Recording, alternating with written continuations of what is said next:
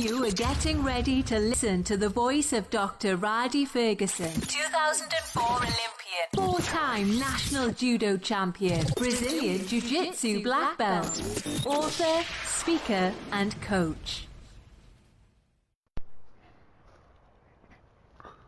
Hello.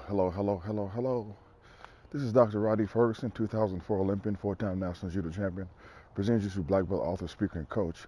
I'd like to come to you with another edition of Coffee with Rhadi. Now, this particular episode, which is different than other episodes because this episode is brought to you by my new book, Judo is Life. You can find it at www.judoislife.net.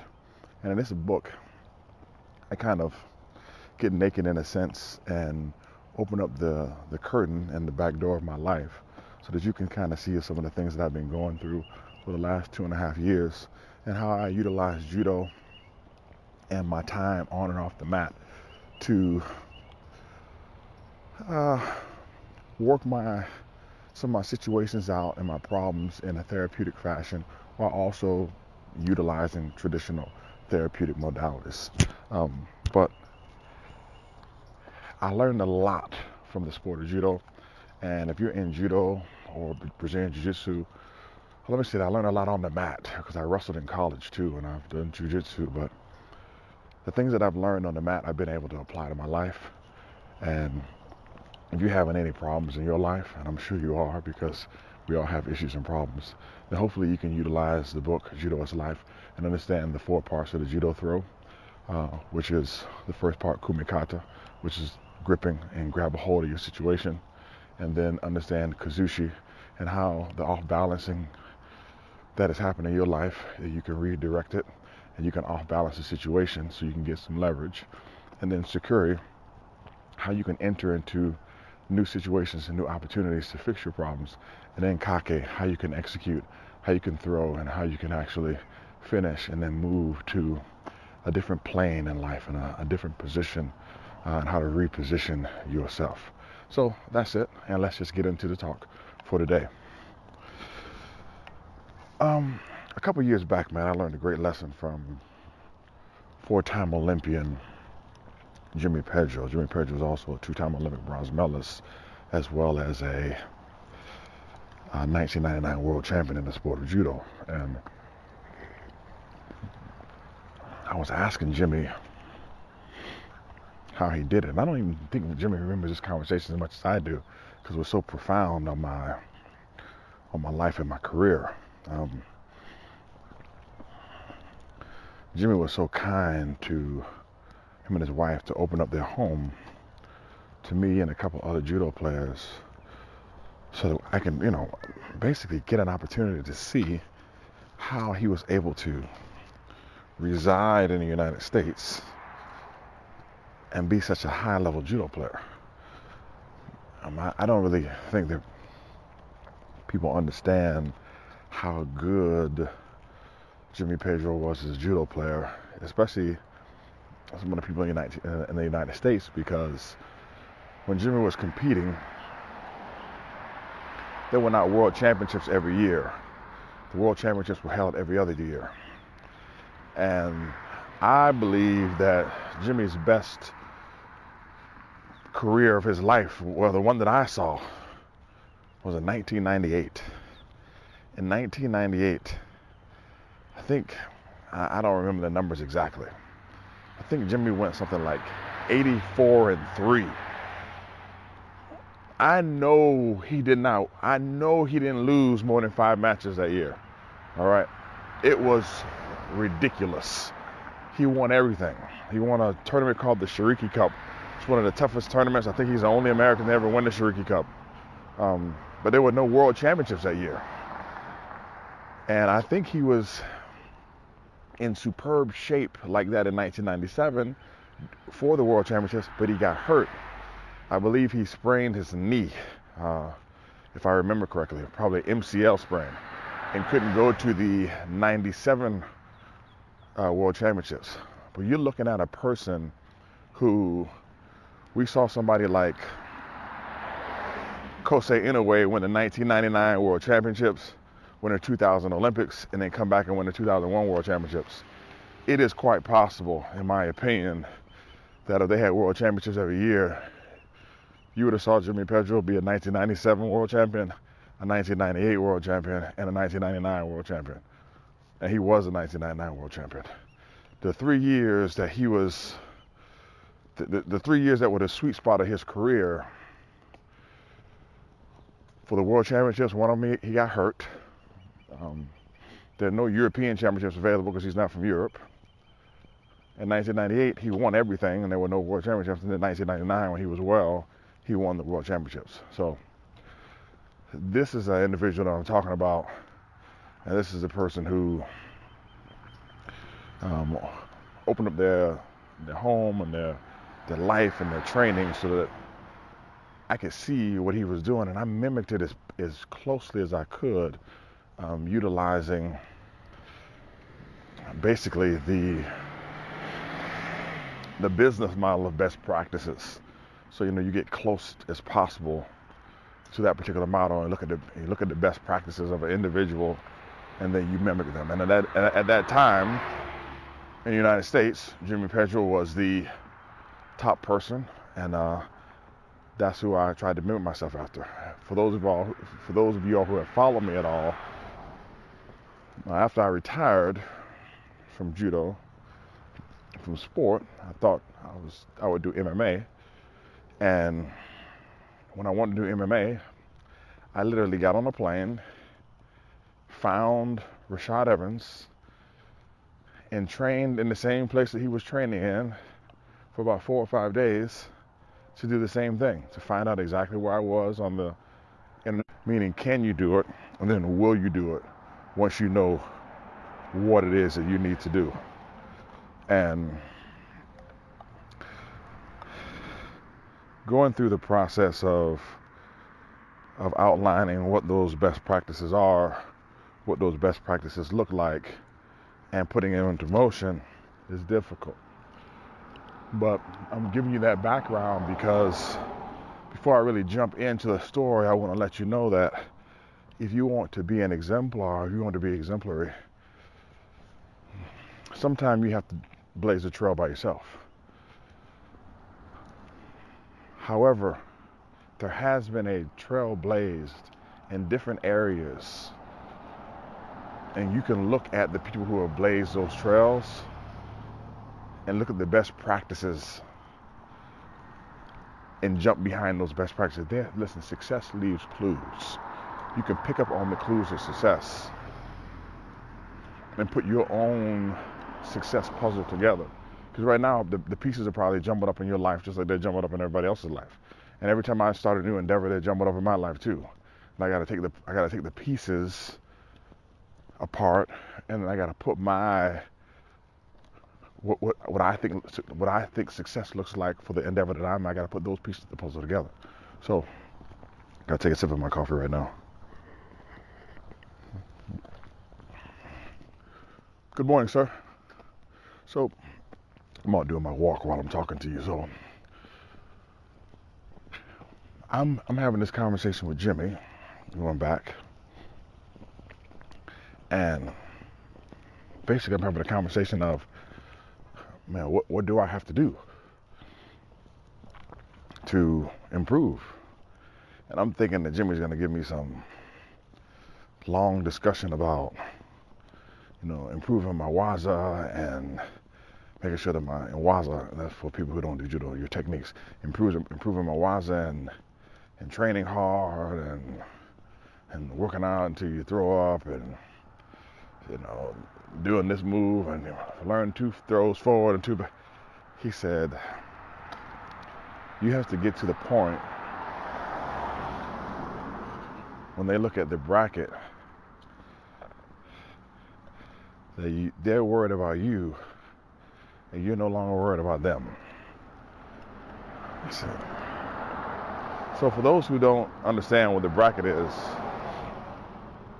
if you do wrestling or judo or jiu-jitsu, before the tournament they have something called the draw, and they draw all the names out and then they put them in a bracket, and then you see who's fighting who.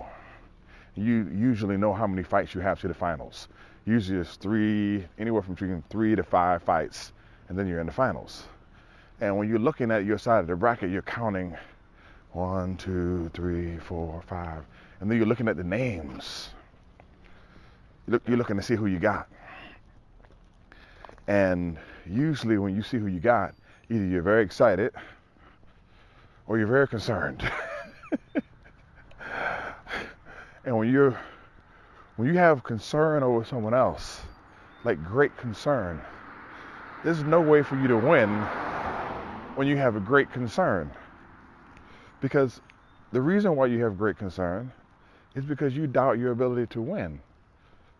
And I'm sure there were times when Jimmy Pedro was competing and somebody looked at the bracket and saw that they had him and they were like, damn.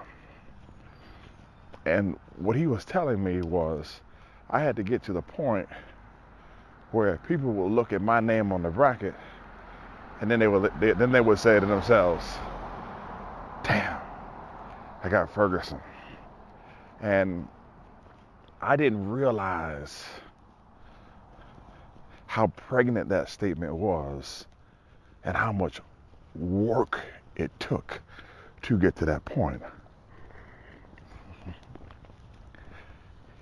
I do not believe that I ever got there on the high level, international level, where people saw my name and they were like, damn. I do believe after the Olympics that people knew exactly who I was, because I remember talking to the Mongolian team at the, I want to say it was the Junior World Championships after the tournament, at the post-tournament party, and the coaches walked up to me, and of course, broken English, broken language, because I didn't speak Mongolian and they didn't speak very good English, but they knew exactly who I was, and they walked up to me and they was basically saying, Morotegare, you, Naden, and they were letting me know that their 100-kilogram champion, Naden, who utilized a lot of Morotegare to win the Olympics in 2008, they were letting me know that, and we had to communicate back and forth with somebody else, that they had really watched and studied a lot of my film and videos of how I use Morotegare internationally in order to win tournaments. I'm nowhere close to a Travis Stevens or Michaela Harrison or Jimmy Pedro or anybody like that on that particular level in terms of judo. But it was nice to hear that I had made such an impact, that there was something in the success of my career that left clues for someone else to utilize as one of the small blocks in the building of their foundation of their career, or their legacy, I would say. Not his career, but his legacy. What I want to say to you is that there's so much that was encapsulated in that statement of creating a situation where they're worried about you and you're no longer worried about them. The first piece is having a mind shift and creating a situation where you are so locked in to what you're doing that you don't have time to think about what somebody else is doing. You have to fall so in love with yourself and with the process that you have to know that what you're doing is the right thing for you to be successful. Now, here's what happens. A lot of athletes, coaches, and parents, when they are sometimes on teams with coaches, they're constantly either sitting in the stands or sitting on the sidelines questioning the coaching that's happening, questioning the team that their kid is on, questioning the things and those things have nothing to do. They have nothing to do with you. They have nothing to do with you. It doesn't matter if you're on the greatest team or not. You still have the ability to get up at 5 o'clock in the morning, do your running. You still have the ability to get up at 5 o'clock in the morning, do 300 push-ups, squats, and sit-ups inside of your house. You still have the ability to get up in the morning and get a workout in. You still have the ability to get on the internet, find and book a free coaching call with damn near any coach in the country. You can get some of the best coaches in the country on a free coaching call. And then you can find out whether you want to invest with them or not, or at least sit down and get the information that you need and then move forward. Man, you can become a YouTube genius. You can sit down and go through some stuff on YouTube. Now, some stuff is going to be good, some stuff is going to be bad. You're not going to know, but you can also get on udemy.com and find out some stuff. Like, there's a lot of things that you can do to create your team so that you can move yourself forward. That's what I had to do. Every coach that I had wasn't perfect, but every coach that I had was perfect for what they could provide. You know, my son is on a track team now at a high school. He's on a track team now. I don't even know the name of the head coach. But if you ask me what type of track coach he was, I'll tell you this: he's the one that's available. Because I could talk as much trash as I want to about that coach. Bottom line is, I'm not going to get up and leave my house and go sit at that high school and teach no classes over there, nor am I going to sit down and deal with those hard-headed kids for an hour and a half, 2 hours every day.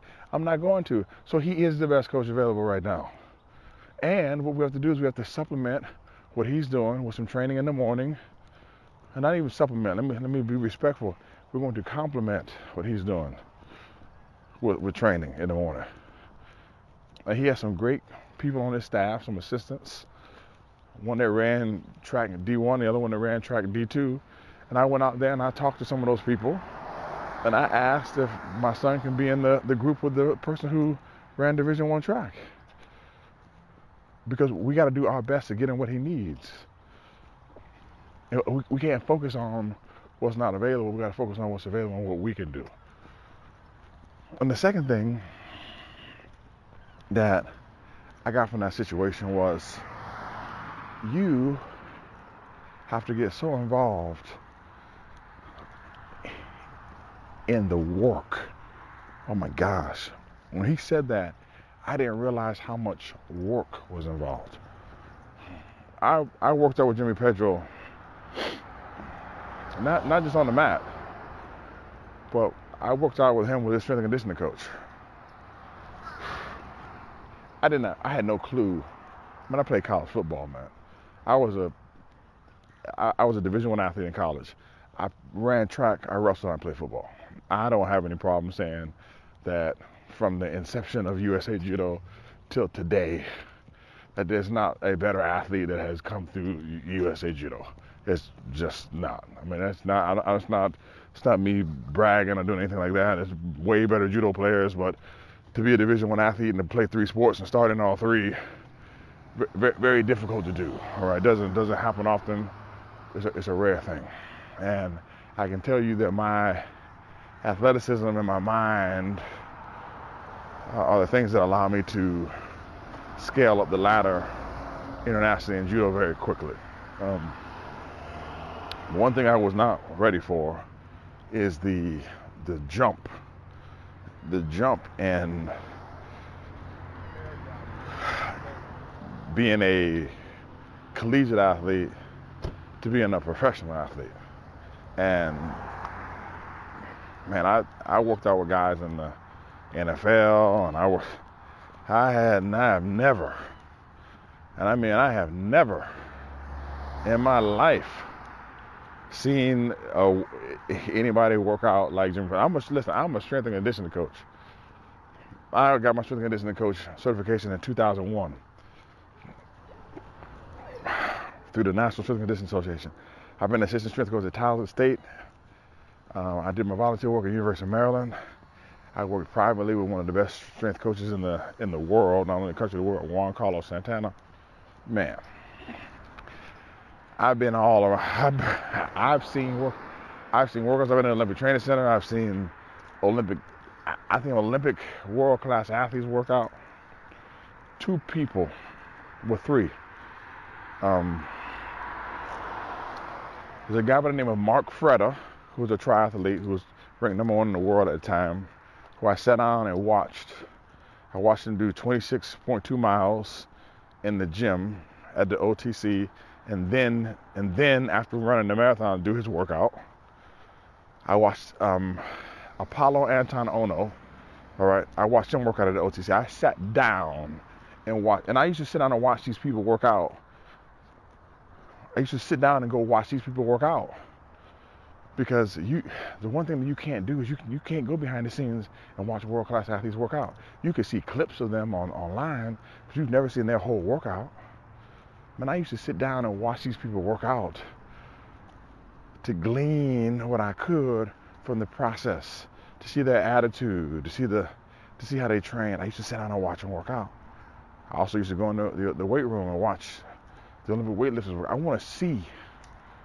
I don't want to just see you win the gold medal. I want to see what world class looks like. Man, Apollo Anton Ono, Mark Freda, and Jimmy Pedro, in my life, I have not seen anybody work out harder than those 3 people. Man, I have lifted with NFL linemen and put them underneath the gym when I was training. Training with Jimmy changed my perspective so much on understanding that you got to create that near-death experience inside of the gym so that you don't have it on the mat. And my workouts changed. After that, I hired a strength and conditioning coach, Juan Carlos Santana, and my strength and conditioning coach. Not only did we sit down and talk about judo, this guy puts on a gi, signs up for tournaments, and does judo tournaments. Why?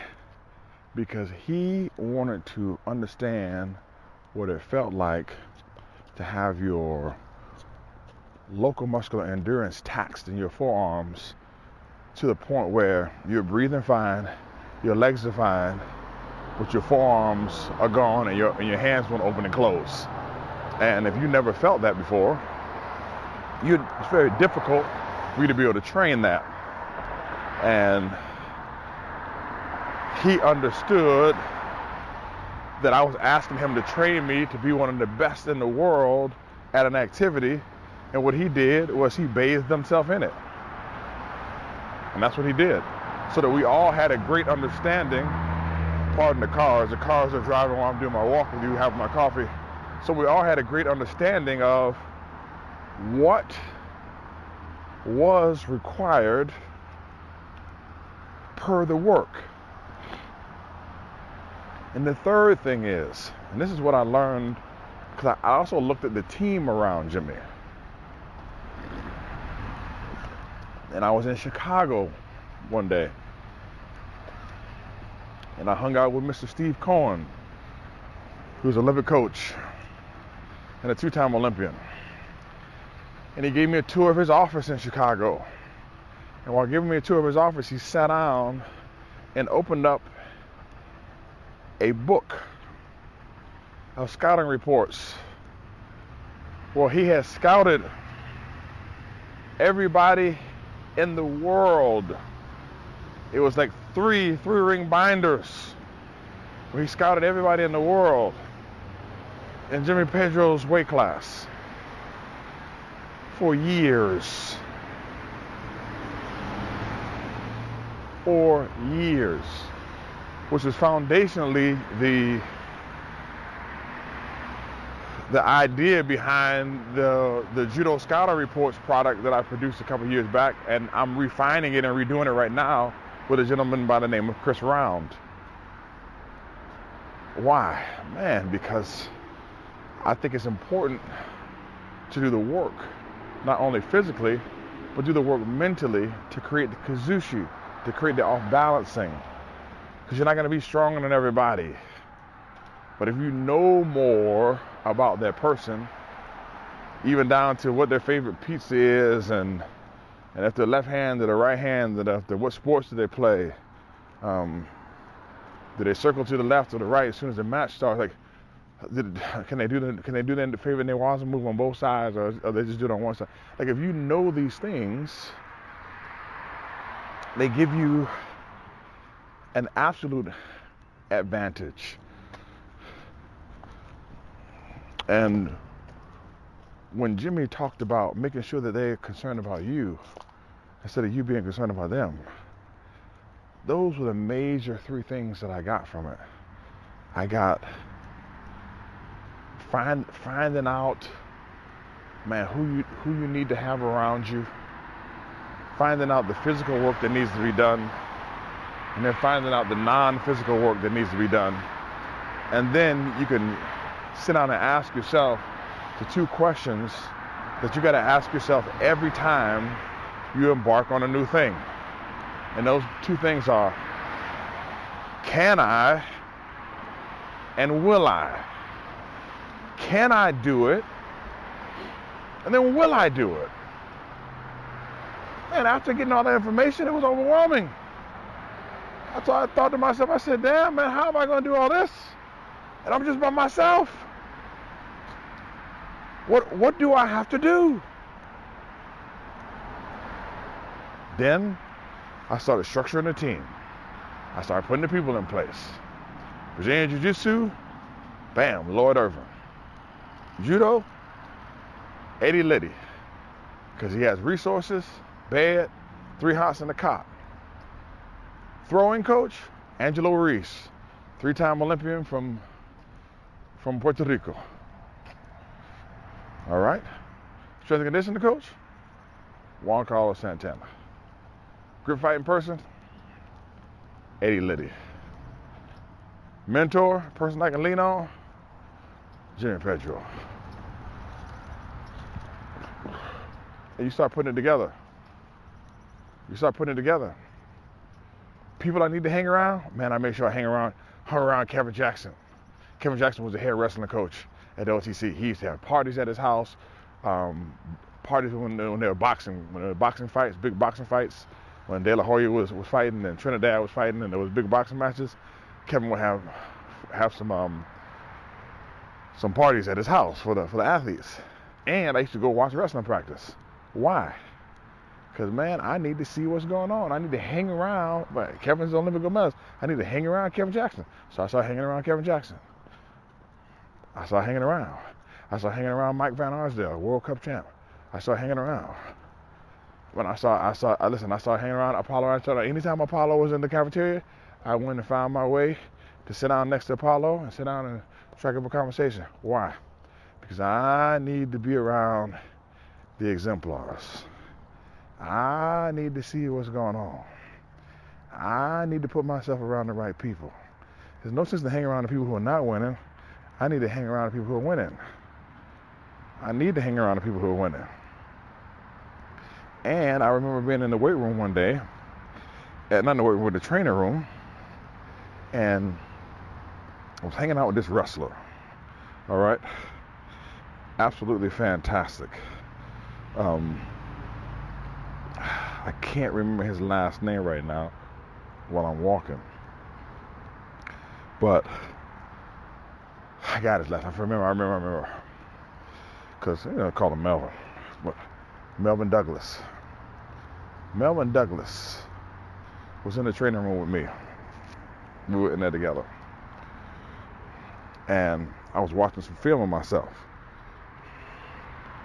And I said, Melvin. Because Melvin was a world champ in wrestling. A couple times NCAA champ.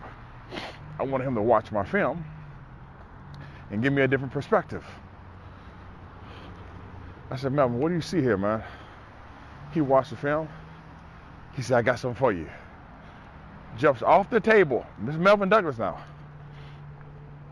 Jumps off the table and shows me how I can use the far side knee tap from wrestling in judo by pulling the lapel, cheating over, cutting the angle, punching underneath the chin, cupping my hand on the outside of the knee, and then running the person over.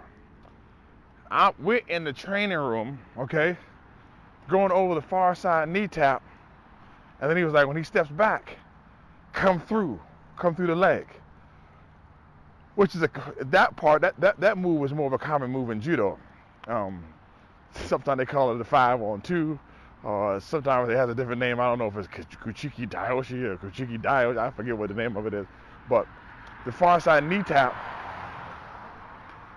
smooth. So I started working this far side knee tap, inside knee tap with this Ippon Senai, and all these things happen because I had the right people around me, and I never look at anybody as them not having any value or saying that people don't know anything. I never say, oh man, they don't know nothing. I don't say that. I look at the person. I say, what value does this person have, and what can I glean from my experiences with this person? And then I go get what I can get, and then I give what I can give, then I move on. And that's it. And for me, man, judo is life. That's what it is. As you grow, you also try, as you go, you try to make a way to grow, you know? That's just what it is. I know you guys hear the cars in the background, but that's just how it is this morning. I'm out doing my walk, and doing my walk a little bit later this morning because I didn't have to go to the gym with my kids this morning because it was their day off. So I'm able to get out in the morning and do my walk, think, talk, and do my coffee with Rhadi. So I do have my coffee in hand. It is cold as I don't know what in Tampa, Florida. I'm trying to cover up my hands, hold my coffee, and wipe my nose every 5-10 minutes because my nose is running like it's in a track meet. But that's all I have for you today. I want to let you all know, man, that I love you, but God loves you best. And please do me a favor, man, and go to www.judoislife.net and pick up the book today. And if you haven't got my book, Coffee with Rhadi, go to www.coffeewithrhadi.com. Take care. Hope I wasn't rambling too much. I wake up in the morning, I got some stuff on my mind that I want to share, and I just go ahead and share it.